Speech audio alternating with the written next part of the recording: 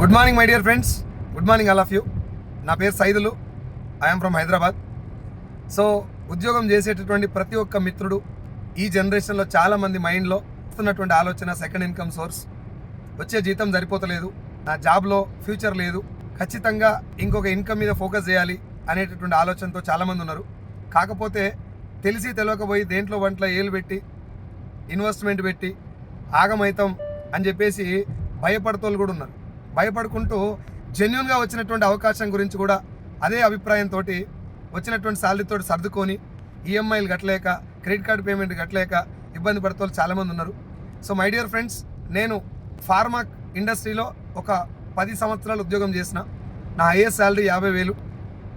Vestige అనేటటువంటి ఒక direct selling బిజినెస్ను నేను 2021 ఆగస్టు 1 నుంచి ఫుల్ టైం టేకప్ చేయడం జరిగింది. అంటే ఇప్పుడున్న టైంకి